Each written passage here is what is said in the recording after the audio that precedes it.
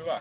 Täällä on suurleiri, kerää myöskin lajin kuohkeita kermaa katsomoihin. Ja Juha Korhonen löytyi täältä stadionilta seuraamasta Tahkon D-poikien peliä ja tiukka tappio siitä, mitkä ensimietteet junioritahko häviää. No ei siinä, tiukka peli ja ratkesi hienoa Lausuan kaverin lyöntiä, ei siinä.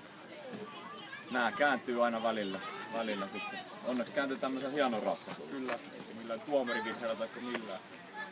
Mikä tuo miehen loimaa muuta kuin sukulaissuhteessa? No itse asiassa tytöt on ollut tossa nyt perjantaista tuossa Mummilassa hoidossa ja eilen ajeltiin sitten Jyväskylästä Marjutin kanssa tänne, että saadaan tytöt kotiin. Huomenna pitää töihin taas sitten lähteä. Niin, Jyväskylässä eilen peli ja tuli voitto, jos en ihan väärin kattonut. No joo. Kattonut ja niin alkukausi on ollut, sanotaanko tällä sivusta seuranneena, niin vaiherikas. Yleensä huono jakso on seurannut hyvä jakso on huono jakso ja näin, että onko usko kova, että peli löytyy kuitenkin tuonne syksyllä mennessä? No joo, kyllä me nyt ollaan pystytty ennen kaikkea ulkopeli on saatu siitä 10 annetusta 5 annettuun, niin on mahdollisuus koko ajan voittaa ja uskon, että nyt tämä muutama pieni muutos, mitä ulkokentälle tehtiin, niin on sitä tiivistänyt ja toisaalta myös nyt viimeisissä peleissä, no tauon jälkeen Kiteen peli oli sisäpelillisesti heikko, mutta kumminkin ollaan saatu sinne tilannemäärät sinne 15-20, kun alkukaudesta oli vielä siellä sisäpelissä ongelmat sen ulkopelin lisäksi. Kyllä kova usko on, että tästä käyrä jatkaa nousua. Hyvä homma. Oot pelannut Tahkossa koko uras niin varmasti pienenä myös leireillä käynyt. Mikä on Juha Korhosen ikimuistoisin leirimuisto? No en mä osaa oikein mitään yhtä sieltä nimetä, sen verran monta leiriä tossa. Itse asiassa ensimmäinen leiri 88 Loimaalla, että siitä on oma ura lähtenyt sitten niin kuin edustustehtävissä liikenteeseen, mutta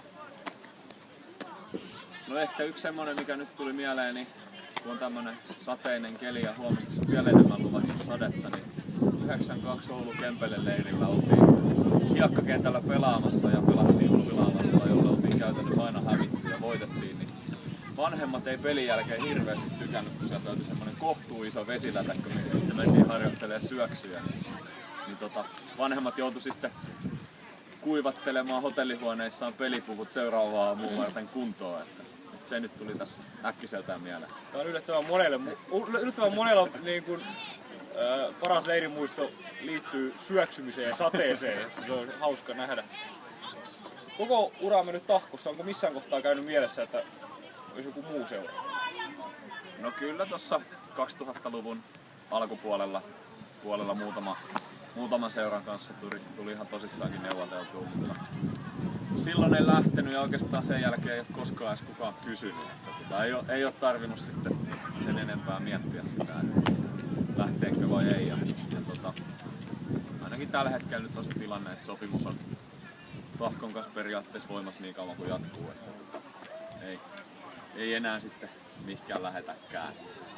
Kyllä. Seuraavan pakko kysyä Loimaan puolesta vielä, että parempi puolisko on täältä kotoisin ja niin edespäin.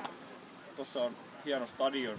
Asteikolla 1-10, kuinka paljon Juha Korhosta houkuttelee joskus pelata Loimaan paidassa kotijoukkoina? En ole kyllä miettinyt. Itse asiassa olen joskus Kososaakin kanssa. No, melkein se 15 vuotta sitten. Ei sen jälkeen. Kyllä tässä nyt on päätös tosiaan pari vuotta sitten tehty, että enää ei ole mietinnässä mikään muu, että Tahkossa pelataan ja sitten joskus kun ura loppuu, niin katsotaan mitä sitten tulevaisuus tuo tullessa. Kiitetään Juha haastattelusta ja päästään nauttimaan leiristä ja mennään itsekin syömään. Kiitos.